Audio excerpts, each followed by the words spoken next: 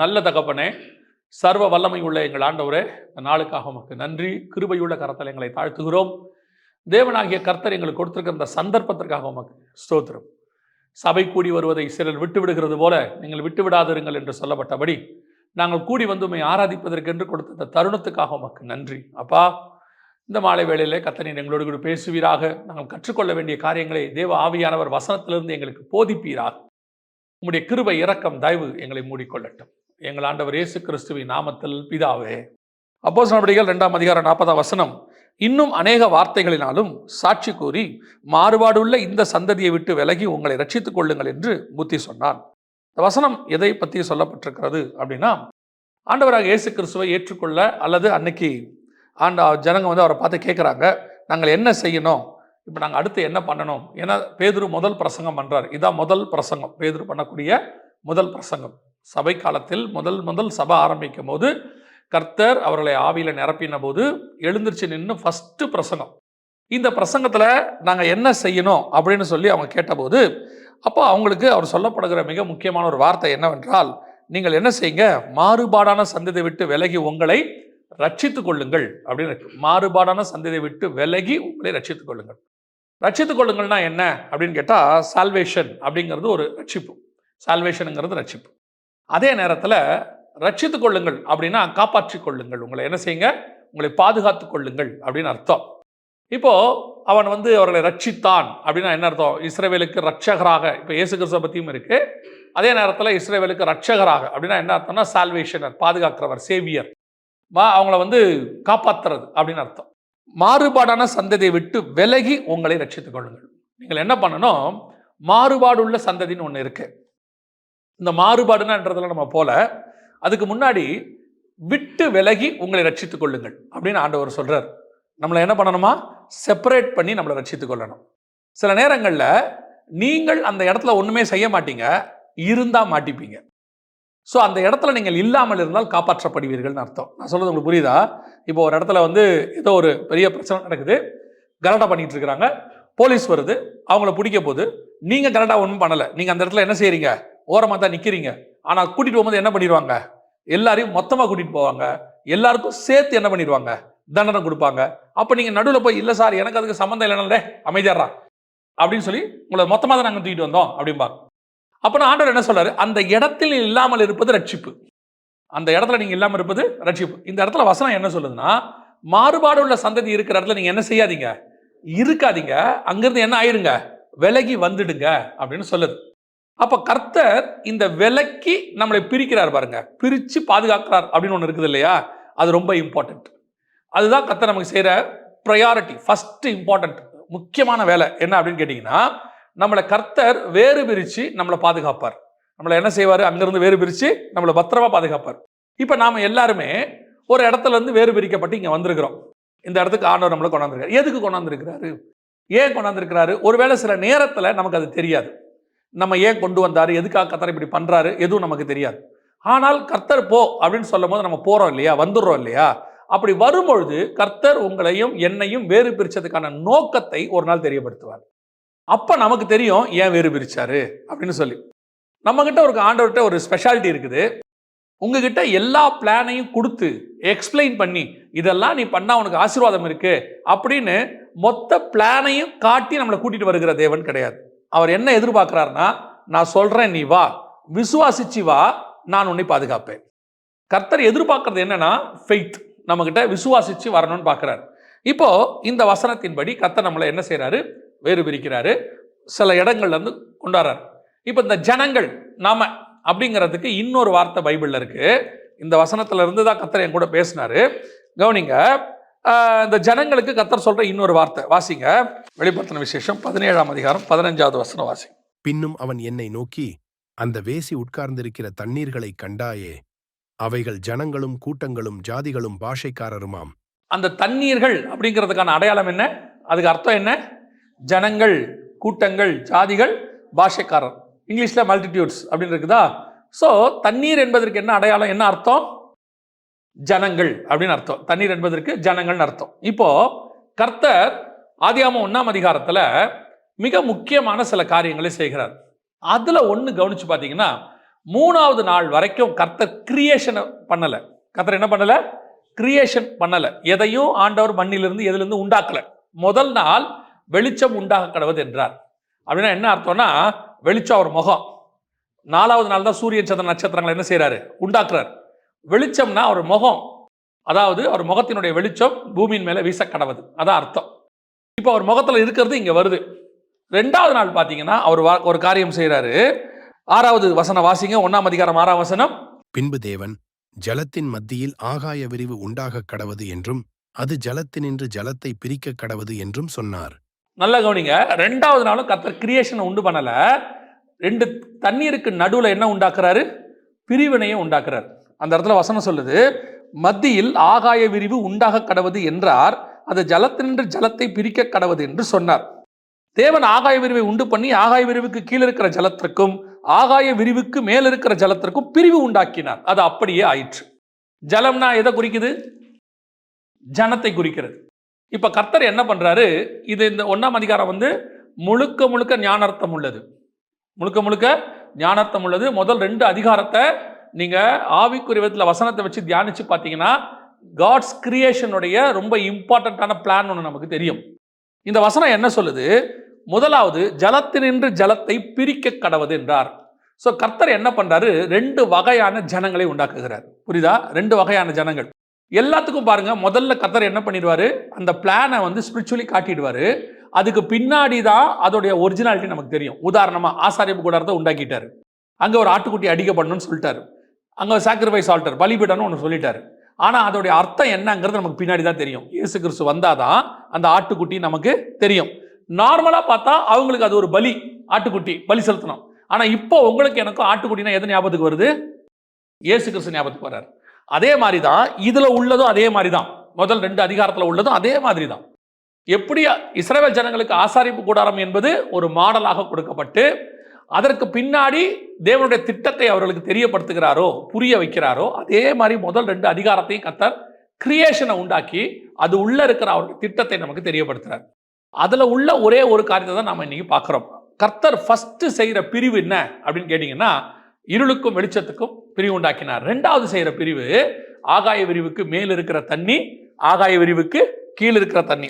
இந்த ஆகாய விரிவுக்கு கர்த்தர் வானம் என்று பெயரிட்டார்னு இருக்கு. 8வது வசனம் வாசிங்க. தேவன் ஆகாய விரிவுக்கு வானம் என்று பெயரிட்டார். இந்த ஆகாய விரிவுக்கு பேர் என்ன? வானம். அப்பனா இதை எப்படி பார்க்கணும்? வானத்துக்கு மேலுள்ள தண்ணி, வானத்துக்கு கீழுள்ள தண்ணி. அப்ப தண்ணினா என்ன அர்த்தம்? ஜனம். வானத்துக்கு மேலுள்ள ஜனம், வானத்துக்கு கீழுள்ள ஜனம். 2 வகையான ஜனம் கர்த்தருடைய திட்டத்தில் இருக்கிறது. கர்த்தர் முதல்ல என்ன செய்யறாரு? இந்த 2 ஜனங்களுக்கும் டிஃபரன்ஸ் இப்ப நமக்கு புரிகிறபடி சொல்லணும்னா, பரலோகத்துக்குரிய ஒரு கூட்டம் இருக்கு, பூமிக்குரிய ஒரு கூட்டம் இருக்கு. வானத்துக்கு மேல இருக்கிற ஒரு ஜனம், வானத்துக்கு கீழ் இருக்கிற ஒரு ஜனம். இந்த 2 ஜனத்துக்கு கர்த்தர் முதல்ல என்ன பண்றாரு? பிரிவினை உண்டாக்குகிறார். இந்த வசனத்தை இப்ப 2:40 அப்போஸ்தலர் பாருங்க. மாறுபாடான சந்ததியை விட்டு விலகி உங்களை ரட்சித்துக் கொள்ளுங்கள். அப்ப அந்த ஜனத்துக்கு உங்களுக்கு என்ன இருக்கணும்? வித்தியாசம் இருக்கணும். இப்போ வானத்துக்குரிய ஜனம் எது, பூமிக்குரிய ஜனம் எது? எப்படி சொல்றது? வானத்துக்குரிய ஜனம்னா தூதர்களா, அங்க இருக்கிறவங்களா அப்படின்னா இல்ல. நம்மிலேயே கர்த்தர் பரலோகத்திற்கென்று முன்குறிக்கப்பட்ட ஒரு ஜனமும் இருக்கிறது. தீங்கு நாளுக்கென்று துன்மார்க்கனை கர்த்தர் ஏற்படுத்தி இருக்கிறார். பூமிக்குரிய ஜனமும் இருக்கு. இன்னும் புரியும்படி சொல்லணும்னா, தரிசனம் உள்ள ஒரு ஜனம் இருக்கு, தரிசனம் இல்லாத ஒரு ஜனம் இருக்கு. இன்னும் சொல்லணும்னா, கர்த்தருடைய திட்டத்தின்படி இருக்கிற ஒரு ஜனம் இருக்கு, கர்த்தருடைய திட்டம் இல்லாத ஒரு ஜனம் இருக்கு. இப்ப கர்த்தர் என்ன செய்யறாரு? இது 2த்துக்கு நடுவில் என்ன உண்டாக்குகிறார்? பிரிவு உண்டாக்குகிறார். நம்ம சொல்றோம் வானத்துக்கு பூமி எவ்வளவு உயரமோ அப்படின்னா என்ன அர்த்தம்? அந்த 2 ஜனங்களுக்கு நடுவுல நமக்கு ஒரு பிரிவினையை கர்த்தர் உண்டாக்கி வச்சுட்டாரு. We are all sons and daughters of God. வானத்தில் உள்ள தேவனுக்கு நாம் எப்படி இருக்கிறோம்? பிள்ளைகளாக இருக்கிறோம். இவர்கள் பூமிக்குரியவர்களுக்கு பிள்ளைகளாக இருக்கிறார்கள். இப்ப நீங்களும் நானும் வானத்துக்குரிய பிள்ளைகளாக தான், பூமிக்குரிய பிள்ளைகள் தானே இருக்கிறோம். ஒரு அப்பா அம்மாக்கு தானே பிறந்தோம். ஆனா கர்த்தர் இப்ப என்ன செய்யறாரு? அப்படித்தான் இருந்துச்சு. இப்ப நடுவுல கர்த்தர் என்ன பண்றாரு? பிரிவினையை உண்டாக்கி நம்மை வானத்துக்குரிய ஜனமாய் மாத்துகிறார். நமக்கும் அவங்களுக்கு என்ன பண்றாரு? நடுவுல ஒரு பெரிய டிஸ்டன்ஸ் உண்டாக்குகிறார். இது 2 சேரக்கூடாதபடிக்கு டிஸ்டன்ஸ் உண்டாக்குகிறார். இதைத்தான் நீங்க நல்லா கவனிச்சு பாத்தீங்கன்னா, ஆதாமை வைத்து ஆபிரகாமை வைத்து கர்த்தர் சொல்லும் போது சொல்ற வார்த்தை வாசிங்க. ஆதியாகமத்தின் புஸ்தகம் 15ஆம் அதிகாரம் 5வது வசனம் வாசி. அவர் அவனை வெளியே அழைத்து நீ வானத்தை அண்ணாந்து பார், நட்சத்திரங்களை எண்ண உன்னாலே கூடுமானால் அவைகளை எண்ணு என்று சொல்லி, பின்பு அவனை நோக்கி, உன் சந்ததி இவ்வண்ணமாயிருக்கும் என்றார். வானத்தில் இருக்கிற நட்சத்திர வண்ணமாக உன் சந்ததி இருக்கும். இது வானத்துக்குரிய சந்ததி. புரியுதா? இப்ப வாசிங்க 22:17 வாசிங்க. நான் உன்னை ஆசீர்வதிக்கவே ஆசீர்வதித்து உன் சந்ததியை வானத்து நட்சத்திரங்களைப் போலவும் கடற்கரை மணலைப் போலவும் பெருகவே பெருகப் பண்ணுவேன் என்றும் உன் சந்ததியார் தங்கள் சத்துருக்களின் வாசல்களைச் சுதந்தரித்துக் கொள்ளுவார்கள் என்றும். 2 இருக்குங்க பாருங்க. இப்ப 2 சந்ததி இருக்குது. ஒன்னு வானத்துக்குரிய சந்ததி, இன்னொன்னு பூமி கடற்கரை பூமியில உள்ளதான ஒரு சந்ததி. இப்போ நட்சத்திரம் வானத்துல இருக்கிறதுக்கும் கடற்கரை மணலுக்கும் எவ்வளவு டிஸ்டன்ஸ் இருக்குது? புரியுதா? இதுவும் சந்ததி, அதுவும் சந்ததி. இப்ப கர்த்தருடைய திட்டம் என்னன்னா, இந்த 2 சந்ததிக்கு நடுவில் என்ன இருக்கணும்? பிரிவு இருக்கணும். இந்த 2 ஒண்ணா என்ன செய்யக்கூடாது? சேரக்கூடாது. வாசிங்க கலாத்தியருக்கு நிருபம் 4ஆம் அதிகாரம் 29ஆம் வசனத்துல வாசிங்க. ஆகிலும் மாம்சத்தின்படி பிறந்தவன் ஆவியின்படி பிறந்தவனை அப்பொழுது துன்பப்படுத்தினது போல இப்பொழுதும் நடந்து வருகிறது. அதை குறித்து வேதம் என்ன சொல்லுகிறது? அடிமையானவளின் மகன் சுயாதீனம் உள்ளவளுடைய குமாரனோடே சுதந்திரவாளியாயிருப்பதில்லை. ஆகையால் அடிமையானவளையும் அவளுடைய மகனையும் புறம்பே தள்ளு என்று சொல்லுகிறது. இந்த அடிமையானவளும் அவருடைய மகன் இருக்கு இல்லையா, ஆகாரையும் இஸ்மவேலையும் சொல்லுது. இவங்களை பத்தி தான் கடற்கரை மணல் அங்க இருக்குது. இந்த இடத்துல நீங்க வாசிக்கும் போது 2 வகையான சந்ததி இருக்கு. அடிமையானவருடைய சந்ததி, சுதந்திரவாளி சந்ததி. அதாவது சாராளுடைய பையன், ஆகாருடைய பையன். இந்த ஆகாருடைய பையனை தான் கடற்கரை மணல்னு கர்த்தர் சொல்றாரு. எப்படி சொல்றாரு? 15:5 சொல்லும் போது வானத்தின் நட்சத்திரம் அது ஈசாக்கு, சாராளுடைய பிள்ளை. 16ஆம் அதிகாரத்தில் ஆகார் உள்ள வராங்க. 17ஆம் அதிகாரத்தில் ஆண்டவர் பிரமாணங்களை மாத்துறாரு. 22 சொல்லும் பொழுது வானத்து நட்சத்திரம் கடற்கரை மணல் அப்படின்னு மாத்துறாரு. அப்ப 2 சந்ததி வருது. ஒன்னு பூமிக்குரியதான சந்ததி, இன்னொன்று வானத்துக்குரியதான சந்ததி. ஆனா வசனம் சொல்லுது 2ம் ஒன்றாய் இருப்பது இல்லை. இதை என்ன செய்ய? புறமேத்தல். இதைத்தான் ஆண்டவர் சொல்றாரு, மாறுபாடான சந்ததியை விட்டு விலகி உங்களை ரட்சித்துக் கொள்ளுங்கள். வானத்துக்குரிய சந்ததியும் பூமிக்குரிய சந்ததியும் இணைந்து இருக்க முடியாது. கர்த்தருடைய தரிசனத்தோடு இருக்கக்கூடியதான சந்ததியும் மாம்சத்தின்படி இந்த பூமிக்குரிய தரிசனத்தோடு இருக்கிற சந்ததியும் என்ன செய்ய முடியாது? இணைந்திருக்க முடியாது. இதை 2ஐயும் மிக்ஸ் பண்ணீங்கன்னா எப்பவுமே கர்த்தர் சொல்ற வார்த்தை, புதிய திராட்சரசத்தோட பழைய துருத்திய கலந்தா 2மே கெட்டு போகும். புதிய பிரமாணத்தோடு பழைய பிரமாணத்தை என்ன செய்யக்கூடாது? சேர்க்கக்கூடாது. இருளுக்கும் ஒளிக்கும் சம்பந்தம் எது? விசுவாசிக்கும் அபிசுவாசிக்கும் சம்பந்தம் எது? அதே மாதிரிதான் வானத்துக்குரிய சந்ததி, வாக்கு தத்தத்தின் சந்ததி, வானத்துக்குரிய ஜலம், அந்த சந்ததிக்கும் பூமிக்குரிய சந்ததிக்கும் என்ன கிடையாது? சம்பந்தம் கிடையாது. அப்ப ஆண்டவர் என்ன சொல்றாரு? நீங்கள் உலகத்தாரா இல்லாதபடியினால் இன்னைக்கு நீங்களும் உங்களை என்னையும் கர்த்தர் வானத்துக்குரிய சந்ததியாக தேர்ந்தெடுத்திருக்கிறார். வானத்தின் நட்சத்திரங்களை போல கர்த்தர் வேறு பிரிச்சிருக்கிறார். இப்போ இந்த வேறு பிரிக்கப்பட்ட சந்ததிக்கும் இந்த பூமிக்குரிய சந்ததிக்கு நடுவில் என்ன இருக்குது? பெரிய கேப் இருக்குது. இந்த கேப் எது என்னன்னு கேட்டீங்கன்னா, எல்லாத்துலயும் இருக்கும், எல்லாத்துலயும் இருக்கணும். வானத்துக்குரிய சந்ததியோட தரிசனம் வேறு, பூமிக்குரிய சந்ததியோட தரிசனம் வேறு. அவனுக்குரிய ஆசீர்வாதம் வேறு, இவனுக்குரிய ஆசீர்வாதம் வேறு. அவனுக்குரியான பிரமாணம் வேறு, இவனுக்குரிய பிரமாணம் வேறு. இவனுடைய முடிவு வேறு, அவனுடைய முடிவு வேறு. எல்லாமே டிஃபரெண்ட். இந்த 2ஓட நீங்க எப்படி இருப்பீங்க? ஆண்டவர் சொல்றாரு, நன்மை தீமை அறியத்தக்க விருட்சத்தை சாப்பிட்ட அந்த ஆதாம் இனி எதை சாப்பிடக்கூடாது? ஜீவ விருட்சத்தையும் சாப்பிடக்கூடாது. 2ஐயும் சேர்த்து என்ன பண்ணக்கூடாது? அவன் சாப்பிடக்கூடாது. ஏன் சாப்பிடக்கூடாது? அது மரணம் கொண்டு வரும், இது நித்திய ஜீவனை கொண்டு வரும். மரணத்தையும் நித்திய ஜீவனையும் ஒன்னா சேர்க்கவே முடியாது. அப்ப இது 2த்துக்கு நடுவில் என்ன இருக்கணும்? பிரிவு இருக்கணும். இது எப்ப கர்த்தர் உண்டாக்குறாரு? ஆதியாகமத்துல 2ஆம் நாள் கர்த்தர் உண்டாக்குறாரு. எப்போ பாவமும் இருளும் பரிசுத்தமும் தனியாய் பிரிக்கப்பட்டதோ அப்பவே கர்த்தர் சொல்லிட்டாரு, அந்த சந்ததி வேறு, இந்த சந்ததி வேறு. இப்போ உங்களை என்னையும் வானத்துக்குரிய சந்ததியா தான் கூப்பிட்டுருக்காரு, மாற்றுக்கிறதே கிடையாது. ஏன்னா அவரோட ரத்தத்தால் நம்ம கழுவப்பட்டு கர்த்தர் நடுவில் நம்ம நடுவில் என்ன பண்ணிட்டாரு? ஒரு பிரிவினை உண்டாக்கி நம்மளை வானத்துக்குரிய நட்சத்திரங்களாக மாற்றி இருக்கிறார். ஏன்னா அப்படிதான் நமக்கு என்ன சொல்லுது? தானியேலின் புத்தகம் சொல்லுது, அநேகரை நீதிக்கு உட்படுத்துகிறவர்கள் ஆகாய மண்டலத்தில் நட்சத்திரங்களை போல இருப்பார்கள் அப்படின்னு இருக்கு. சோ கர்த்தர் உங்களை என்னையும் வானத்துக்குரிய சந்ததியா மாற்றி இருக்கிறார். ஆனால் உங்களுக்கு எனக்கு இப்ப என்ன பிரச்சனை இருக்குது அப்படின்னு கேட்டீங்கன்னா, இந்த நடுவுல ஒரு கேப் இருக்குல்ல, இந்த கேப் இருக்கா? நடுவுல ஒரு பிரிவு இருக்குல்ல, உங்களுக்கும் உலகத்துக்கும் பிரிவு இருக்குதா? நல்லா கவனிச்சு கொள்ளுங்க. இந்த வானத்துக்கும் பூமிக்கும் நடுவில் இருக்கிற கேப்பு ஒரு நாள் சேருவதற்கு வாய்ப்பு இருக்குது. சேருவதற்கு வாய்ப்பு இருக்குது. ஆனா சேரக்கூடாதபடிக்கு கர்த்தர் என்ன பண்ணியிருக்கிறாரு? பிரிவினை உண்டாக்கினார். இது ரெண்டும் சேர முடியும். ரெண்டும் என்ன செய்யும்? சேர முடியும். ஆனா சேர்ந்தால் அது அழிவைத்தான் உண்டாக்கும். வாசிங்க. அது 7ஆம் அதிகாரம் 11ஆம் வசனம் வாசி. நோவாவுக்கு 600ஆம் வயதாகவும் வருஷம் 2ஆம் மாதம் 17ஆம் தேதியாகிய அந்நாளிலே மகா ஆழத்தின் ஊற்றுக்கண்களெல்லாம் பிளந்தன, வானத்தின் மதகுகளும் திறவுண்டன. அப்படின்னா என்ன அர்த்தம்? கீழே இருக்கிற ஜனமும் மேல இருக்கிற ஜனமும் ஒன்னா சேர போகுதுன்னு அர்த்தம். இதைத்தான் நோவா கிட்ட சொல்றாரு, தேவபுத்திரர் மனுஷகுமாரத்திகளோடு தங்களை என்ன செய்யறாங்க? இணைச்சு கொள்றாங்க. அப்ப தரிசனம் உள்ளவனும் உலக தரிசனம் உள்ளவனும் பரலோக தரிசனம் உள்ளவனும் ஒன்னா சேரவே முடியாது. மாம்சத்துக்கும் ஆவிக்கும் சம்பந்தம் கிடையாது. கர்த்தர் என்ன பண்ணி வச்சிருக்கிறாரு? பிரிவினையை உண்டாக்கி வச்சிருக்கிறார். பல நேரங்களில் என்ன ஆகும்னா, நீங்க அந்த வானத்துக்குரிய தரிசனத்துல ஓடிக்கிட்டே இருக்கும் பொழுது இந்த பூமிக்குரிய தரிசனத்தை அதையும் ஒன்னா சேர்க்கறதுக்கான வேலை நடக்கும். இப்போ கர்த்தர் ஆபிரகாம் கூட்டிட்டு வந்து சாராளோடு கூட நடத்திக்கிட்டு இருக்கிறாரு. இங்க சாராளுக்கு வயசாகி போச்சு, இனி பிள்ளை பிறக்காது, நிறைய டிராபேக்ஸ் இருக்குது. ஆனா போயிட்டே இருக்கு. தரிசனம் என்ன செய்யுது? போயிட்டே இருக்கு. இதுல நடுவில் கடந்து யார கலக்குறாங்க? ஆகார கலக்குறாங்க. ஆகார கலந்து ஆபிரகாம் நினைச்சுக்கிட்டாரு, ஆகாரம் இருந்துட்டு போட்டோம், ஒரு குழந்தை வரட்டும், ரெண்டு எல்லாரும் ஒன்னாவே இருக்கலாமே. முடியாது. அடிமையானவனும் சுயாதீனம் உள்ளவனும் ஒன்னா இருக்கவே முடியாது. மாம்ச சிந்தையும் ஆவிக்குரிய சிந்தையும் ஒன்னா இருக்க முடியாது. அப்படி இருக்கு, அதுவும் வருது இதுவும் வருது அப்படின்னா ஒரு நாள் அழிய போகுதுன்னு அர்த்தம். ஒரு நாள் என்ன செய்யும்? அழியும். கொஞ்சம் கொஞ்சமா கர்த்தர் என்ன பண்ணுவாரு? இந்த ஆகாய விரிவுக்கு நமக்கு நடுவுல பிரிவினையை உண்டாக்குவார். வானத்துக்குரிய சந்ததிக்கும் பூமிக்குரிய சந்ததிக்கும் என்ன பண்ணுவாரு? பிரிவினையை உண்டாக்குவார். இந்த பிரிவினைக்கு நீங்கள் இடம் கொடுக்கணும். கர்த்தர் உங்களை என்ன செய்வாரு? வானத்துக்குரியவங்களா மாத்துவார். அந்த தரிசனத்தை கொடுப்பார்.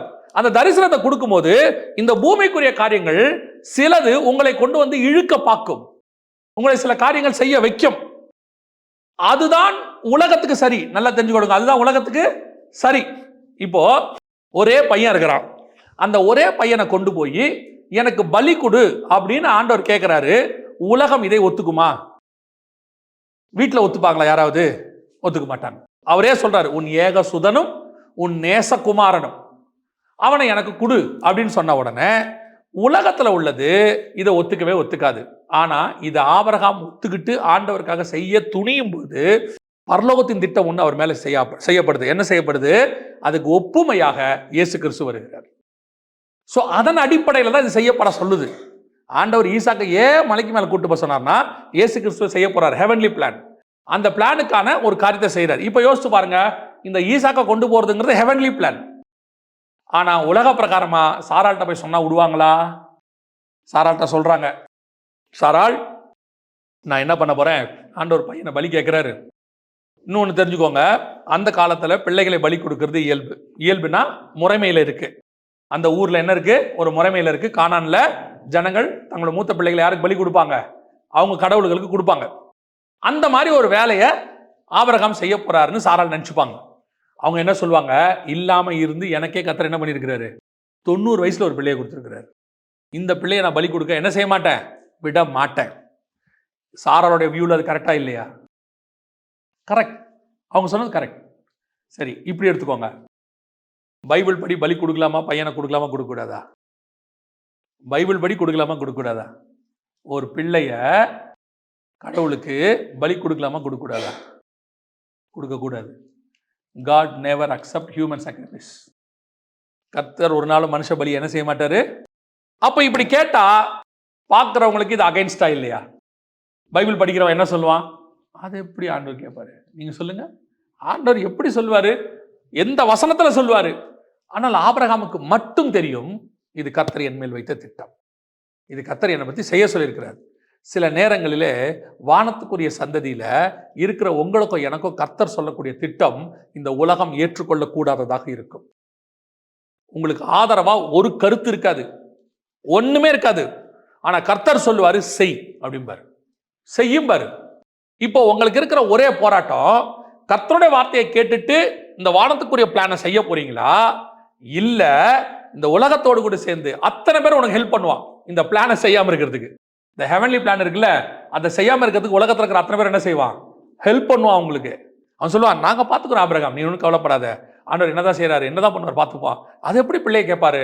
அதெல்லாம் கர்த்தர் ஒத்துக்கு அதெல்லாம் செய்ய மாட்டாரு, தைரியமாரு, நாங்க இருக்கிறோம், நாங்க ஜெபம் பண்ணுவோம், உபவாசம் இருப்போம் அப்படின்லாம்பா. ஆனா இது 100% காட் அவனை கூப்பிட்டார் ஆபிரகாமை. இன்னைக்கு உங்க பிள்ளைய கர்த்தர் அப்படி கேட்கிறாருன்னு சொன்னா உங்களால ஒத்துக்க முடியுமா? இவ்வளோ எக்ஸாம்பிள்ஸ் இருக்கு. கர்த்தர் பலி கேட்க போறதில்ல, கொடுக்க மாட்டாரு. சரி செய்ய சொல்றாரு, சரின்னு சொல்றதுக்காவது உங்க வாய் வருமா? இந்த உலகத்தை விட்டு வேறு பிரிக்கிறவனால மட்டும்தான் அதை சரின்னு சொல்ல முடியும். அந்த ஹெவன்லி பிளான்ல இருக்கிறவன் மட்டும்தான். திருப்பியும் சொல்றேன், God never accept human sacrifice.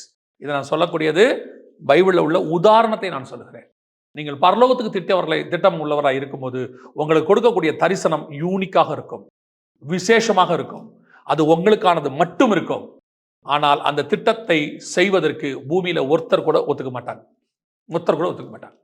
ஆனால் நீங்கள் நானும் செய்யணும். அப்படி ஏன் செய்ய முடியுது அப்படின்னு கேட்டா, உங்களை கர்த்தர் வேறு பிரிச்சுட்டாரு. அப்படி வேறு பிரிக்கிறவனால மட்டும்தான் அந்த திட்டத்தை என்ன பண்ண முடியும், செய்ய முடியும். நான் சொல்லுவேன், இந்த ஊழியத்தில் இப்போ நான் இந்த இடத்துல வந்து நிற்கிறேன்னு வச்சுக்கோங்களேன். இந்த இடத்துல நான் நிற்கிறதுக்கு 3 முக்கியமான ஒரு காரியத்தை வாழ்க்கையில் ஆண்டவர் செஞ்சார். அதுவும் ஆண்டவர் தான் செஞ்சார், நான் செய்யலை. முதல் காரியம் நான் நினைக்கிறது, இந்த 3மே நான் நினைக்கிறது. முதலாவது என்னன்னு பார்த்தீங்கன்னு சொன்னால், 1992 திடீர்னு ஒரு நண்பர் என்னை கூப்பிட்டு சொல்கிறாரு, என் கூட கொஞ்சம் வா, நான் உங்கள்கிட்ட பேசணுங்கிறாரு. போகிறோம், உட்காடுறோம், ஆண்டவரை பற்றி பேசுகிறாரு. நான் ஆல்ரெடி ஒரு சிஎஸ்ஐ குடும்பத்தில் உள்ள ஒரு ஆள்.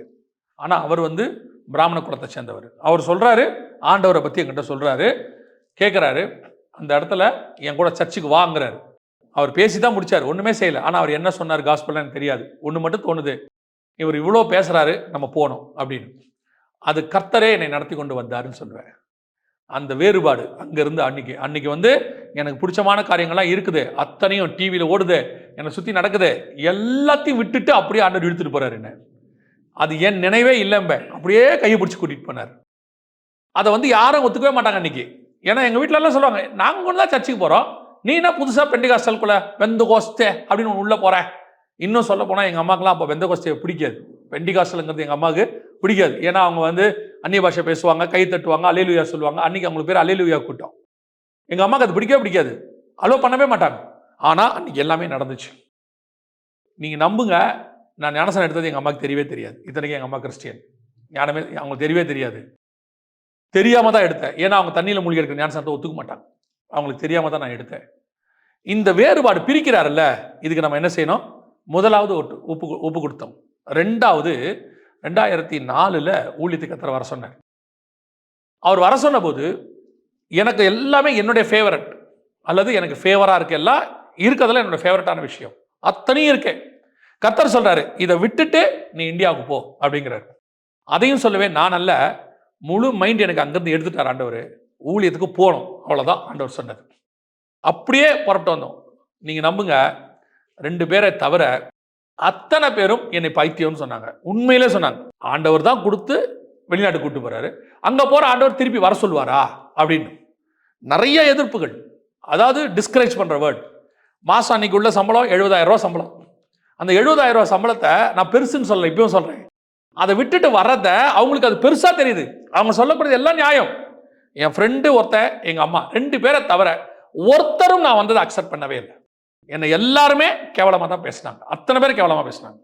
ஆனால் அந்த இடத்துல அந்த முடிவை எடுக்கிறதுக்கு ஆவியானவர் ஒரு டிசிஷன் கொடுத்தாரு. ஒரு முடிவு, இல்லை நீ வா, நீ பண்ணணும் அப்படின்னு சொல்லி ஒரு டிசிஷன் கொடுத்தாரு. இது 2வது ஸ்டெப். 3வது, இப்போ இங்கே இருக்கோம் பாருங்க, இந்த இடத்துல இருக்கோம்ல, இதை 2016 இங்கே ஆண்டவர் வர சொன்னார். இந்த இடத்துக்கு நீ போ அப்படின்னாரு.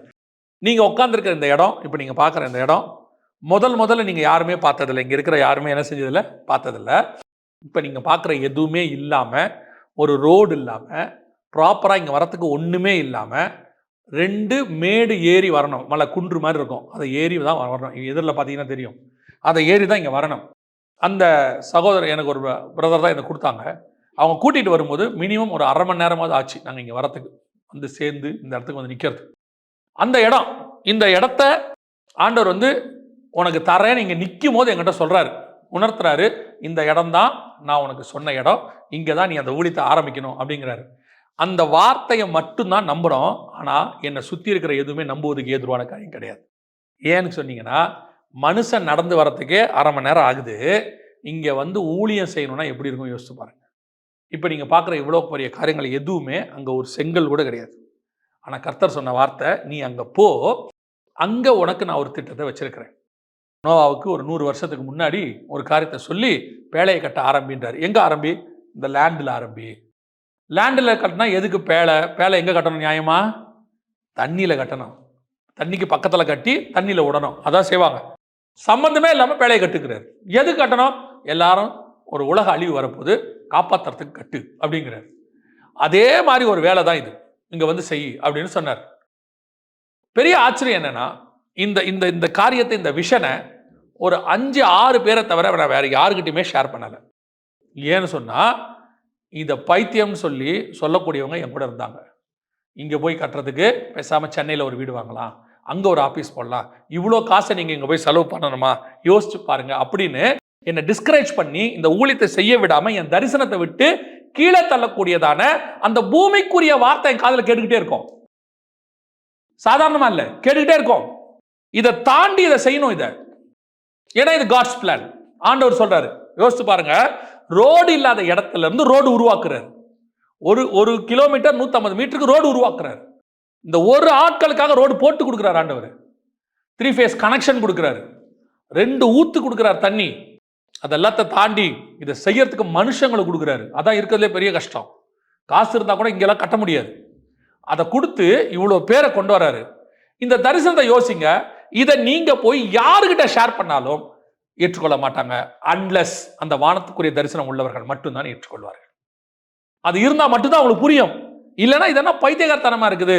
காட்டுக்குள்ள போய் அதுவும் ஏதோ ஒரு இடத்துல இப்படி செய்யறாங்களே, இது எதுக்கு இவ்வளவு அங்க செலவு பண்ணணும், ஏன் பண்ணணும், அதுவும் ரோடு இல்ல, ஆக்சசபிள் கிடையாது அப்படிம்பாங்க. நான் சொல்றேன், நீங்க வானத்துக்குரிய சந்ததியா இருந்தீங்கன்னா உங்களுக்கு கொடுக்கப்படுகிற எல்லா பிளானும் யூனிக்கா தான் இருக்கும். அந்த பிளானை பூமிக்குரிய சந்ததிக்கு புரியாது, ஏற்றுக்கொள்ள மாட்டார்கள். இன்னும் சொல்ல போனால் உங்களை செய்ய விடாமல் தடுப்பார்கள். ஆனா ஆபிரகாம் என்ன பண்ணான் தெரியுமா? கர்த்தர் சொன்ன உடனே அதிகாலையில் எழுந்து, அதான் ரொம்ப இம்பார்ட்டன்ட். 22ஆம் அதிகாரம் 3ஆம் வசனம் வாசிங்க பார்ப்போம். ஆபிரகாம் அதிகாலையில் எழுந்து தன் கழுதையின் மேல் சேணங்கட்டி தன் வேலைக்காரரில் 2 பேரையும் தன் குமாரன் ஈசாக்கையும் கூட்டிக் கொண்டு தகன பலிக்கு கட்டைகளையும் பிளந்து கொண்டு தேவன் தனக்கு குறித்த இடத்திற்கு புறப்பட்டு போனான். நல்லா கவனிச்சு பாருங்க. சாராள் மிக்ஸே ஆக மாட்டாங்க. இதுல சாராள் என்ன ஆக மாட்டாங்க, சொல்லவே மாட்டான். சாராளுக்கிட்ட என்ன நடக்குதுன்னு கூட சொல்ல மாட்டான். யாருக்கிட்டையும் சொல்ல மாட்டான். சரி 2-3 நாள் இருந்துட்டு விருந்து சாப்பிட்டுட்டு பையனை பலி கொடுக்க போறோம், சரி பையன் கூட ஒரு 2-3 நாள் ஜாலியா இருப்போம், அவனுக்கு தேவையானதெல்லாம் வாங்கி கொடுப்போம், அதுக்கப்புறமா கொண்டு போய் பலி கொடுப்போம் அப்படின்னு கூட அவன் யோசிக்கவே இல்லை. அவன் செஞ்சது என்ன? அதிகாலையில் எழுந்து மறுநாள் காலையில 7 மணிக்கு எழுந்துட்டான். சரி, காட்ஸ் பிளானை, கர்த்தர் உங்க மேல வச்ச திட்டத்தை செய்யணும்னா அது உங்களுக்கு மட்டும்தான் புரியும், நீங்க மட்டும்தான் செய்யவும் முடியும். ஏன்னா அது உங்க மேல வச்சது. அது உலகத்துக்கு புரியாது, சொன்னாலும் தெரியாது. அந்த மாதிரி ஆட்கள்கிட்ட சொல்லாமல் இருப்பது நல்லது. நீங்க அங்க ஷேர் பண்ணீங்க, உங்க விசுவாசத்தை குலைச்சிருவாங்க, உங்களை செய்ய விட மாட்டாங்க. எதுக்கு அப்படின்னு அவங்க பேசி என்ன பண்ணிடுவாங்க, அந்த திட்டத்துல இருந்து உங்களை தூக்கிடுவாங்க. யாரை கொண்டு வந்து கர்த்தர் திட்டத்தை வைக்கிறாரோ அவனுக்கு மட்டும்தான் பிரியும். மற்றவங்களை விட்டு கர்த்தர் என்ன பண்ணுவாரு? அப்படியே பிரிப்பாரு.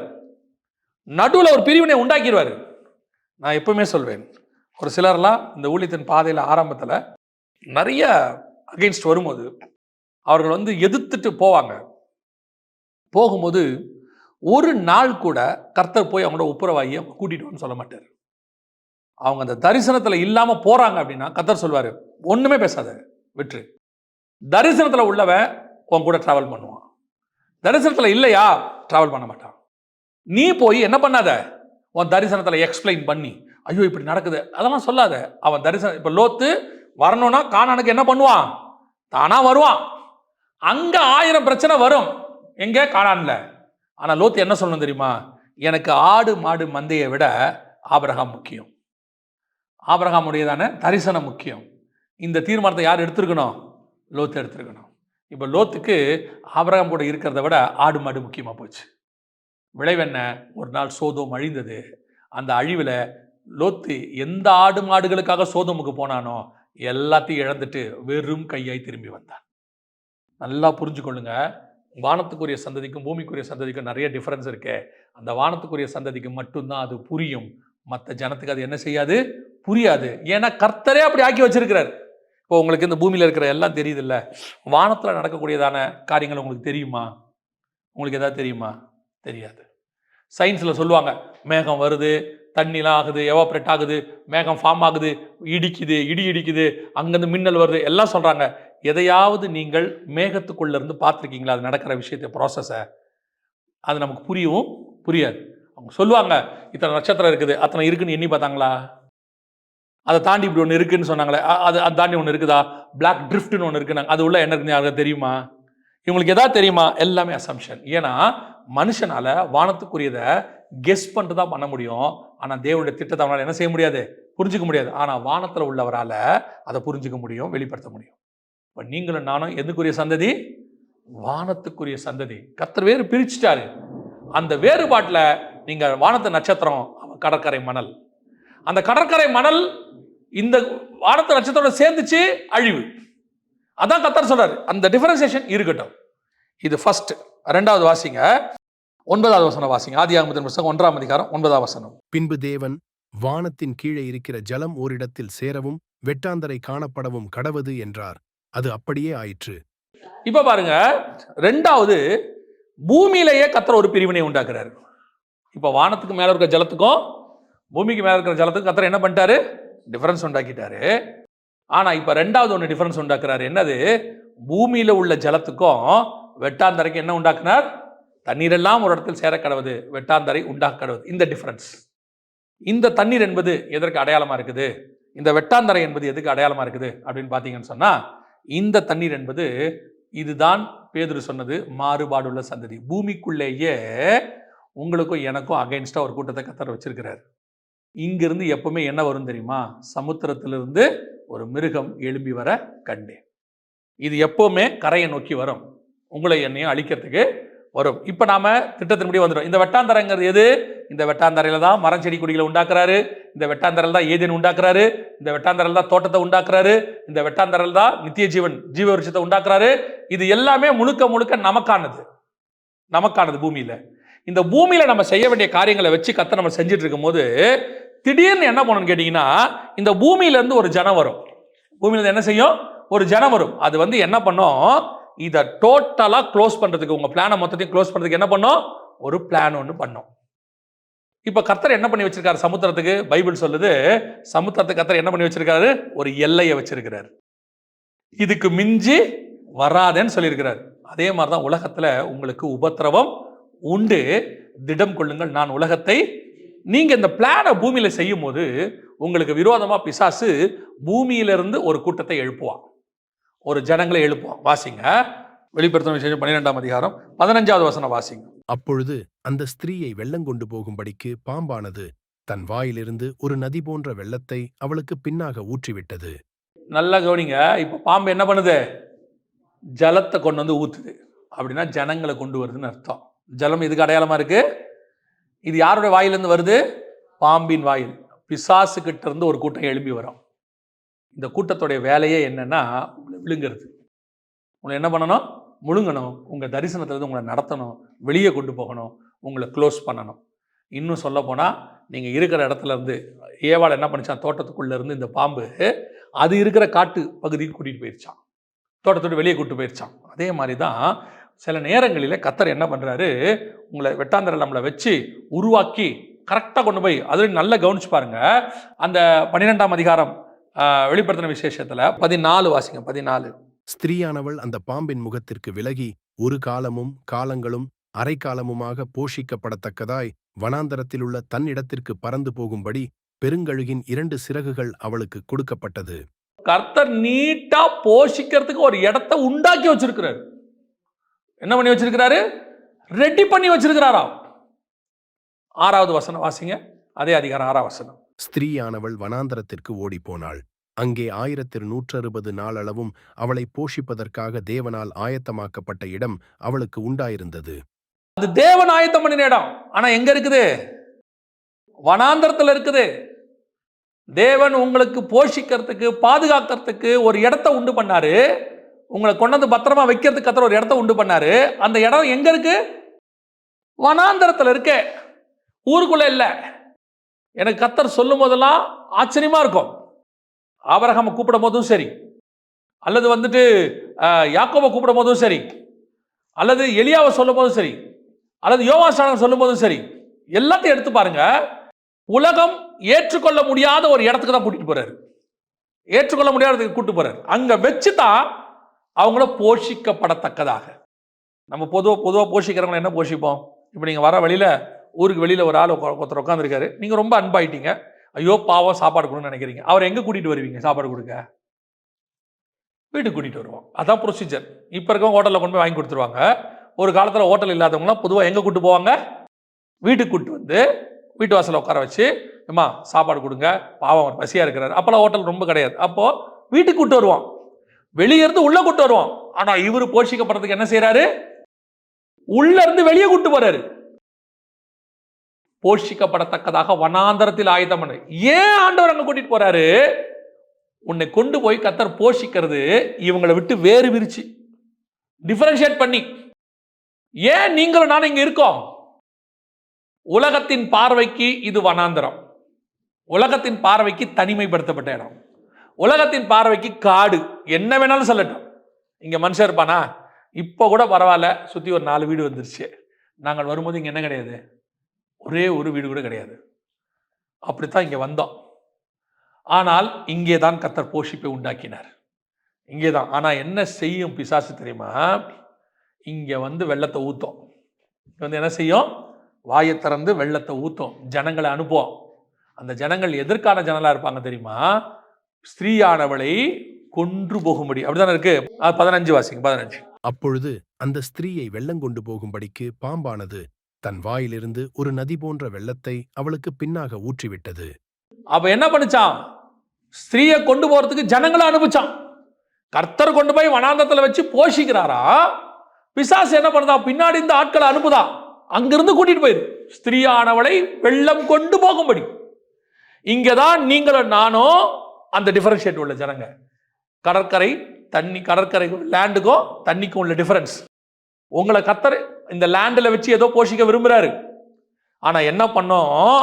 பிசாசு இந்த தண்ணியை கொண்டாந்து ஊத்தும், இந்த ஜனங்களை கொண்டாடும். இந்த கடற்கரை என்ன செய்யும்? கடற்கரை கடல்ல இருந்து தண்ணியை ஜனங்களை கொண்டாந்து இவங்களை கொண்டு போகும்படி. ரொம்ப வசனத்தை வாசிக்கும் போது உன்னத பாட்டில் ஒரு வசனம் இருக்கு, அதுக்கான ஒரு விளக்கத்தை கர்த்தர் கொடுத்தார். உன்னத பாட்டின் புஸ்தகம் 8ஆம் அதிகாரம் 7வது வசனம் வாசிங்க. திரளான தண்ணீர்களும் நேசத்தை அவிக்க மாட்டாது, வெள்ளங்களும் அதை தணிக்க. அதனோட அர்த்தம் என்ன தெரியுமா? திரளான தண்ணீர் அப்படின்னா என்ன அர்த்தம்? ஜனங்கள், நமக்கு தெரியும். திரளான ஜனங்களுடையதான காரியம் எனக்கு கர்த்தர் மேல இருக்கிற நேசத்தை என்ன செய்யாது? அவிக்க மாட்டாது. அது என் மேல வச்ச திட்டம், யார் சொன்னாலும் கேட்க மாட்டேன். அதாவது நமக்கு எப்பவுமே பிசாசு என்ன செய்வான்னு கேட்டீங்கன்னா, உபத்திரவத்துக்கு ஆட்களை மட்டும் அனுப்ப மாட்டான். தேவனுடைய திட்டத்தை விட்டு வழி விலகிறதுக்கு உபத்திரவப்படுத்துற ஆட்களை மட்டும் என்ன செய்ய மாட்டான்? அனுப்ப மாட்டான். அந்த வசனம் திருப்பி வாசிங்க. திரளான தண்ணீர்களும் நேசத்தை அவிக்க மாட்டாது, வெள்ளங்களும். வெள்ளங்கிறது என்னது? உபத்திரவம். வெளிப்படுத்தல வாசிச்சோம் இல்லையா? வெள்ளங்கிறது உபத்திரவம். அப்ப பிசாசு என்ன பண்ணுவான்? ஒரு பக்கம் உங்களை பாசிட்டிவா அந்த அழைப்புல இருந்து தூக்கிட்டு போய் வெளியே ட்ரை பண்ணுவான். ஒரு பக்கம் பிசாசு உங்களை உபத்திரவம் கொடுத்து அங்கிருந்து தூக்கிட்டு போய் ட்ரை பண்ணுவான். இப்போ பவுல் வந்து எருசலேமுக்கு போகணும், சரியா? எருசலேமுக்கு போனா பவுல் பெரிய கிரியை செய்யணும். ஏன்னா ஆண்டவர் சொல்றாரு எருசலேம் பவுல் போகணும், காட்ஸ் பிளான். ஆனா ஒரு கூட்டம் என்ன பண்ணுச்சா? அழுது அவனை போக விடாம என்ன பண்ணுச்சா? போக விடாம அழுது, நீங்க நேரிடக்கூடாது, நீ போக. அவன் சொல்றான், நீங்கள் ஏன் அழுது என்னை கலங்க பண்ணுகிறீர்கள்? அப்படின்னா இவங்களாம் என்ன பண்ணல? சண்டை போடல. பிசாசு எப்பவுமே என்ன பண்ணுவான்? உபத்திரவப்படுத்துறது வேற. ஒரு ஊருக்குள்ள பவுல் போறாரு, சம்மாடி அடிச்சிட்டாங்க, சாக பிழைக்க விழுந்துட்டார், கீழே செத்துட்டாருன்னு நினைச்சிட்டாங்க. கர்த்தர் சொல்றாரு, நீ போ, இந்த பட்டணத்தில் எனக்கு அநேகர் உண்டு. பவுல் எழுந்து பிரசங்கம் பண்ணினான். அப்படின்னா என்ன அர்த்தம்? ஊருக்குள்ள வர விடாம, தேவதத்தை செய்ய விடாம உபத்திரவம் பண்ணி தடுக்கிறதுன்னு ஒண்ணு இருக்கு. இன்னொன்னு இருக்கு, சாஃப்டா பேசி, பாசிட்டிவா பேசி, அன்பா பேசி காட்ஸ் பிளான்ல இருந்து வழிகளை பண்றது. உங்களுக்கு புரியுதா? இப்போ கர்த்தர் யோசேப்பை பார்த்து சொன்னாரு, சகோதரர்கள் உன்னை வணங்குவார்கள்னு சொல்லி. இவர் மறுநாள் யோசேப்பு பார்க்க போறாரு, அவர் அடிச்சது யாரு? சகோதரர்கள். இப்போ காட்ஸ் பிளானுக்கு அகைன்ஸ்டா நடக்குது, கரெக்ட் தானே? ஆனா அடிச்சதெல்லாம் யாரு? சகோதரர்கள் அடி தூக்கி போட்டு மிதிச்சிட்டா. இது உபத்திரவப்படுத்தி உங்களை அந்த பிளான் விட்டு ஒதுக்கிறதுக்கு அவன் ட்ரை பண்ணுறது. சரி, நாங்கள் எகிப்துக்கு போயாச்சு, அங்கே போனால் போர்த்திபார் வீட்டுக்கு போயாச்சு. இப்போ பிரச்சனை நெகட்டிவ் இல்லை, அடிக்க உதைக்கிறது இல்லை, போர்த்திபார் மனைவியுடைய அன்பு. அந்த அம்மா ரொம்ப பாசமாக இருக்குது. எப்படி இருக்குது? ரொம்ப பாசம். இதுவும் காட்ஸ் பிளான் விட்டு வழி விலக பண்ணுறது தான். அவனை அடித்து பார்த்தாங்க, இப்போ அன்பில் வீழ்த்த பார்க்குறாங்க. ரெண்டத்தையும் அவன் தாண்டினான்ல, அங்கே தான் அவன் வெட்டாந்தரைக்கும் தண்ணீருக்கும் உள்ள டிஃப்ரென்ஸ் வரும். உனக்கு என்ன வரும்? உன்னுடைய திட்டத்தை விட்டு உன்னை வழிவிலக பண்ணுகிற சமுத்திரம் பக்கத்திலே தான் இருக்கும். ஆனால் கர்த்தர் திராணிக்கு மிஞ்சி சோதிக்கப்படுவது இல்லை, லிமிட்டில் வச்சிருப்பாரு.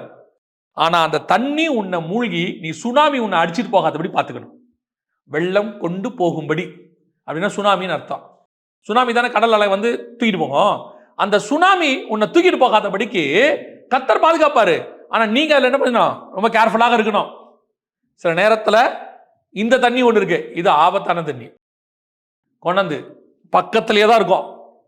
அந்த கடற்கரை மணல் பக்கத்திலேயே தான் சமுத்திரமும் இருக்கும். ரெண்டு பிரிச்சுட்டார்.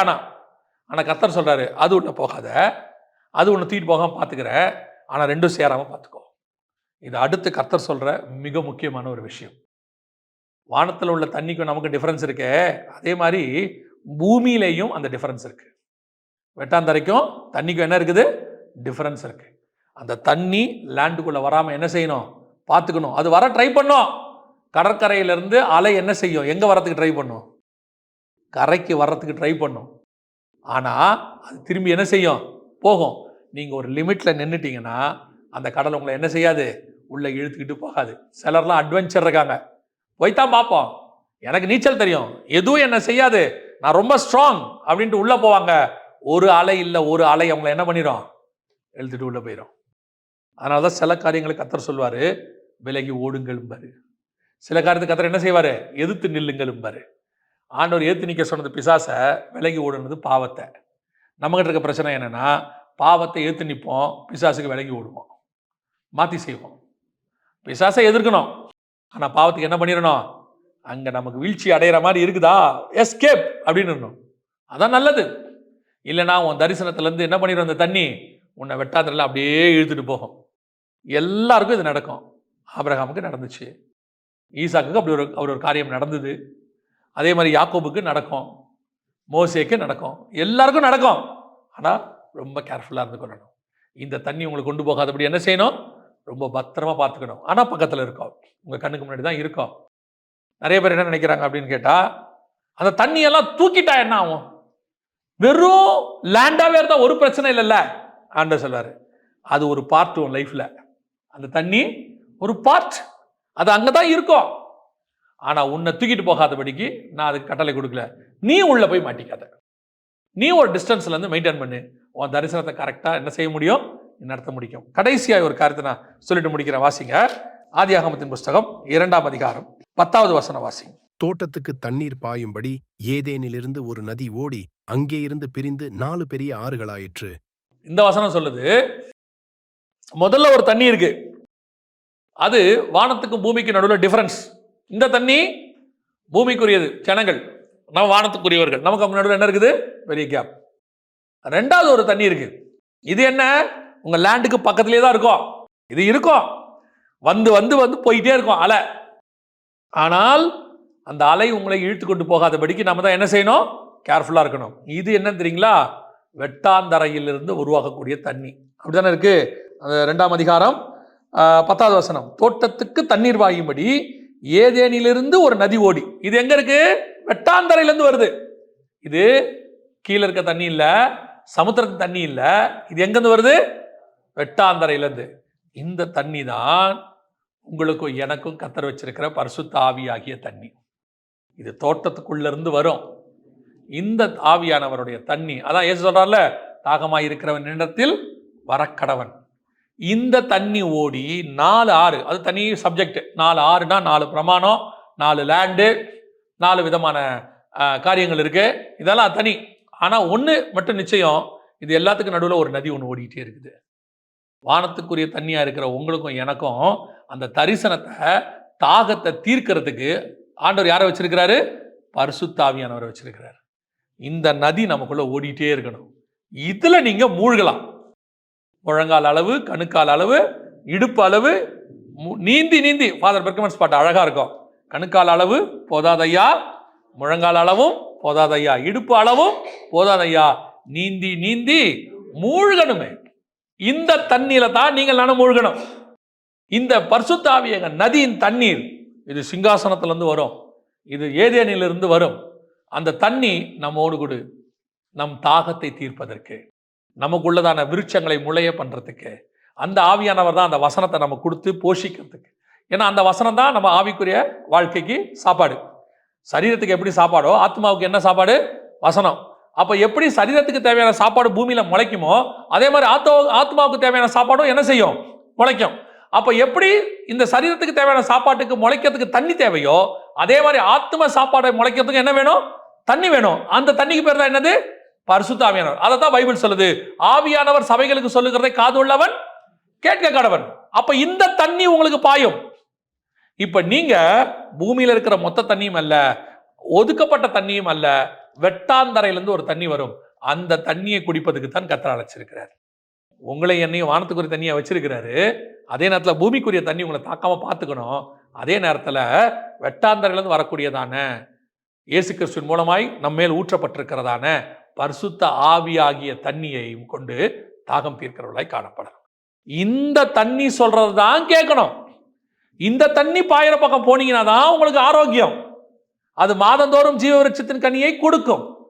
அது உங்களுடைய ஆரோக்கியத்திற்கு நல்லது. அந்த நதிக்கரை ஓரத்துல எல்லாம் முளைக்கும். அந்த நதி தாகம் தீக்கும், பாய்கிற இடத்துல எல்லாம் முளைக்கும். அப்படின்னா இந்த பரிசுத்த ஆவியாகிய தண்ணிக்கு தான் நாம காத்திருக்கணும், இம்பார்ட்டன்ஸ் கொடுக்கணும், அதுக்கு பின்னாடியே ஓடணும், அதை தேடணும். இன்னைக்கு நாம எப்படிப்பட்டவங்களா மாறிட்டோம் அப்படின்னு கேட்டீங்கன்னா, பூமிக்குரிய தண்ணியோட இணையறதுக்கு வானத்து நட்சத்திரமும் கடற்கரை மணலும் சேர ட்ரை பண்ணுது. அப்புறம் கர்த்தர் பிரிச்சுட்டார் பூமியில. சரி, இதுக்கு மிஞ்சி வராதுன்னு சில காரியங்களை கர்த்தர் வச்சுட்டாரு. நாம என்ன பண்றோம்? அப்பப்போ போய் காலை நினைச்சிட்டு வருவோம். அப்பப்போ என்ன பண்ணுவோம்? காலை நினைச்சிட்டு. ஏன்ப்பா போய் காலை நினைக்கிற? கொஞ்சம் நல்லா இருக்குது, சில்லுன்னு இருக்குது, அங்க போய் கால் நினைச்சா கொஞ்சம் நல்லா இருக்குது. அப்புறம் என்னப்பா பண்ற? கால் நினைச்சா பத்தாது, குளிக்க வேணாமா? அவ்வளவு தூரம் போயிட்டு குளிக்காம வந்த அதுல வர ஒருத்தர் சொல்லுவான், உனக்கு கடல்ல குளிக்க பயமா? நீ ஜாலியா குளிச்சு பாரு, ஒன்னும் ஆகாதும்பா. அப்படி குடிப்பி நான்லாம் நல்லா நீச்சல் அடிப்பேன், அதுல ஸ்ரீலங்கா போயிட்டு வர வேணாம்பா. சரிதான், எவனோ ஒருத்தன் ஸ்ரீலங்காக்கு போய் தைரியமா வந்துட்டான். ஆனா எவனும் உள்ள போனவன் சிக்கிது 99 பேர் செத்துட்டான், ஒருத்தன் தான் பொழைச்சான். இவனுக்கு பிசா சொல்லுவான், பாரு இந்த ஒருத்தன் பொழைச்சிட்டான் பாரு, நீயும் போலாம்பா, தண்ணியில இறங்கு பார்க்கலாம்பா. ஆண்டவர் சொல்லுவார், இல்ல நான் வேறு பிரிச்சுட்டேன், வெட்டாந்தர வேறு, நீ முளைக்க பண்ணுகிற ஆளு, இங்க இருக்கிற தண்ணி உனக்கு வேணாம். இது பார்க்கறதுக்கு நல்லா இருக்கும், கால் நினைக்க நல்லா இருக்கும், சில்லுன்னு இருக்கும், ஜாலியா இருக்கும். ஒரு நாள் உன்னை விழுங்கு போடும். வரும், வராமல் இருக்காது. லைஃப்ல அதெல்லாம் வரதான் செய்யும். தூரத்துல பார்க்கும்போது நல்லா தான் இருக்கும். ஆனா உள்ள இறங்கின அது உன் தாகத்தை தீக்காது. அது உப்பு தண்ணி. அதுல சில நேரத்தில் சில மீன் கிடைக்கும். அந்த மீனுக்கு ஆசைப்பட்டு உள்ள போன சிக்கிடுவேன். ஆண்டவர் சொல்றார், ஓரமா நில்லு. அப்ப ஆண்டவரே, எனக்கு இந்த ஓரமா நின்னா இங்க தண்ணி இல்லையே, இங்கிருந்து ஒரு தண்ணியை நான் எழுப்ப பண்ணுவேன். அந்த தண்ணி உன் தாகத்தை தீர்க்கிற தண்ணி. அது பரிசுத்த ஆவியாகிய தண்ணி. அது உங்களை எங்கெல்லாம் கொண்டு போகணுமோ அங்கெல்லாம் கொண்டு போகும். என்ன முளைக்க பண்ணணுமோ முளைக்க பண்ணும். எந்த விருட்சம் கொடுக்கணுமோ அதை கொடுக்கும். அந்த தண்ணியோட ஸ்பெஷாலிட்டி என்ன தெரியுமா? உங்களை சாக விடாமல் பாதுகாக்கும். இந்த தண்ணி இருக்குதுல, சமுத்திர தண்ணி, அது உங்களை கொன்று போடும். ஆனா இந்த தண்ணி இருக்குது, ஜீவனை கொடுக்கும். யோசிச்சு பாருங்க, ஒருத்தன் வனாந்தரத்துல சாகிற இடத்துல கிடக்கிறான், இஸ்மவேல்னு ஒருத்தன். வசனம் சொல்லுது, கர்த்தர் பிள்ளையின் சத்தத்தை கேட்டு அவள் கண்களை திறந்தார், அங்கே ஒரு நீரூற்று இருந்தது, பிள்ளை வளரும் வரை கர்த்தர் கூட இருந்தார். அதான் அந்த தண்ணியோட ஸ்பெஷாலிட்டி. நாம துன்மார்க்கனா துஷ்ட மனுஷனா இருக்கலாம், இஸ்மவேலன் துஷ்ட மனுஷன் தான் பைபிள் சொல்லுது. ஆனா பரிசுத்த ஆவியாக தண்ணி நம்மளை காப்பாற்றி உருவாக்கி அவர் ஆசைப்பட்ட அந்த தரிசனத்தை அடைய வைப்பதற்கு கர்த்தர் வல்லமை உள்ளவராக இருக்கிறார். அல்லேலூயா. இப்போ நீங்க புரிஞ்சு கொள்ள வேண்டியது இவ்வளவுதான், ஒரே ஒரு விஷயம்தான். கர்த்தர் இந்த பிளானை இப்ப நம்ம ஓவராலா ஒரு சில விஷயங்களை தான் பார்த்துருக்கிறோம். ஆனா ஒண்ணு மட்டும் புரிஞ்சுக்கணும், வானத்துக்குரிய தண்ணிக்கும் பூமிக்குரிய தண்ணிக்கும் கர்த்தர் என்ன பண்ணியிருக்கிறாரு? வானத்த நட்சத்திரத்துக்கும் கடற்கரை மணலுக்கும் பிரிவினை உண்டாக்கியிருக்காரு. ரெண்டும் சேரவே கூடாது. அடுத்து பூமியில உள்ள தண்ணியிலேயே ஒரு தண்ணியை கர்த்தர் என்ன பண்ணி வச்சிருக்கிறார்? ஜனங்களை உன்னை விட்டு ஒதுக்கி வச்சிருக்கிறாரு. அது உன்னை இழுத்துட்டு போயிடும், சாவடிச்சிடும். அந்த தண்ணி வேண்டாம். ஆனா கர்த்தர் உனக்கு ஒரு நீரூற்றை உண்டாக்கி இருக்கிறார். இது வரும். இங்கிருந்து தான் என்ன வரும்? தண்ணி வரும். இதுதான் உன் தாகத்தை தீர்க்கிறதான தண்ணி. இந்த பரிசுத்த ஆவிய தண்ணிக்கு நீங்க காத்திருந்தீங்கன்னா, இந்த கடல் மாதிரி இது பெருசா தெரியாது, இது ஜாலியாலாம் இருக்காது, குளிக்கிற மாதிரிலாம் இருக்காது. ஆனா இது மட்டும்தான் உன் தாகத்தை தீர்த்து உன்னை ஜீவனோடு கூட வைக்கும். ஒரே ஒரு கதை சொல்லிட்டு முடிக்கிறேன். காட்ஸ் பிளானை செய்ய போறீங்க, இல்லை அதில் நிற்கிறீங்கன்னா, அது உங்களுக்கு பிடிச்சதா இருக்கவே இருக்காது. உங்கள் கண்ணுக்கு பிடிச்சதா இருக்கவே இருக்காது. உங்கள் ஆத்மாவுக்கு தேவையானதாக இருக்கும். அதை செஞ்சு முடிக்கும் போது உங்களுக்கு தெரியும், இதான் கர்த்தருடைய பிளான்னு சொல்லி. சில நேரத்தில் உங்கள் கண்ணுக்கு பிடிச்ச கடல் பார்க்கறதுக்கு நல்லா இருக்கும், ஒரு நாள் இழுத்துட்டு உள்ள போயிடும். அல்லேலூயா. நாம் ஜெபிக்க போகிறோம். எந்திரிக்கலாமா தேவ சமூகத்தில்? ஒப்பு கொடுப்போமா தேவ சமூகத்தில்? நான் தைரியமாய் சொல்லுவேன், இங்கே இருக்கிற நீங்கள் அத்தனை பேரும் ஒரு திட்டத்தோடு கூட அழைக்கப்பட்டவர்கள், கர்த்தரால் முன்குறிக்கப்பட்டவர்கள். அதே மாதிரி உங்களுக்கு ஒரு தரிசனம் இருக்கு. உங்க ஒவ்வொருத்தருக்கும் ஒரு தரிசனம் இருக்கு. அது கர்த்தர் கொடுத்த யூனிக் பிளான். எனக்கு எப்படி இதை கொடுத்தாரோ அதே மாதிரி உங்களுக்கு ஒன்று கொடுத்துருப்பாரு. அந்த யூனிக் பிளான் யாருக்கும் புரியாது. நீங்க போய் சொன்னா கூட அவங்களுக்கு தெரியாது. அது எப்படி அப்படின்னு கேட்பாங்க. ஆனால் அது உங்களுக்கு புரியும். ஏன்னா அது உங்களுது. பூமிக்குரிய தண்ணி அதை கெடுக்காதபடி நீங்கள் வானத்துக்குரிய தரிசனத்துக்குரியவராக இருங்கள். அந்த தரிசனத்தை பிடிச்சுக்கோங்க. ஒரு நாள் வரும், வருகை தாமதிக்குமானால் அந்த தரிசனத்தை எடுத்து கர்த்தர் உங்களை பயன்படுத்துவார். அது வரைக்கும் கர்த்தர் உங்களை ஓட பண்ணுவார், தங்கி இருக்க பண்ணுவார், தாமரிக்க பண்ணுவார். ஓடிக்கிட்டே இருக்கணும். ஆனா கர்த்தர் செய்ய சொல்லிட்டாரா, யாருக்காகவும் எதுக்காகவும் விட்டு கொடுக்காதீங்க. ஏன்னா அது உங்க தரிசனம். அதுக்காக தான் நீங்க உருவாக்கப்பட்டீங்க. ரெண்டாவது, நீங்கள் அந்த தரிசனத்தில் ஓடும்போது உங்களை விட்டு சிலரை கர்த்தர் வேறு பிரித்து தனியாக வச்சிருக்கிறார். தண்ணீர் எல்லாம் ஒரு இடத்தில் சேர கடவுது, வெட்டாந்தரை உண்டாக கடவுது. அவங்க உங்களை அழிச்சு விடாதபடி, உங்களை இழுத்துட்டு போயிடாதபடி கர்த்தர் அவங்களை ஒரு டிஸ்டன்ஸ்ல வச்சுட்டாரு. ஆனா நீங்க அவங்க கிட்ட போய் மாட்டிடாதீங்க. அவங்க பிசாசின் வாயில் இருக்கிற வெள்ளம் மாதிரி. அவங்களுக்கு உங்களை கொண்டு போகும்படி, பிசாசு வெள்ளம் கொண்டு போகும்படி எருசலேமுக்குள்ள புறஜாதி ஸ்திரீகள் உள்ளே வந்து சாலமோனை தேவனை விட்டு தூரம் கொண்டு போயிட்டான். அதான் நடக்கும். பிரதான ஆசாரியர்கள் இயேசுவை விட்டு யூதாசை தூரம் கூட்டிட்டு போயிட்டாங்க, காசாசையை காட்டி. அதான் அந்த வெள்ளம் செய்யும். அமலேக்கிய ராஜா ஆடு மாடுகளை கொடுத்து சவுல தூரம் கூட்டிட்டு போயிட்டான் தேவனை விட்டு. போய் மாட்டிடாதீங்க. சில இடத்துல நிக்கணும்னா அங்கே நிக்கணும், உள்ள போகக்கூடாது. நான் சொல்றது வெறும் மாம்ச காரியங்களை மட்டும் சொல்லல.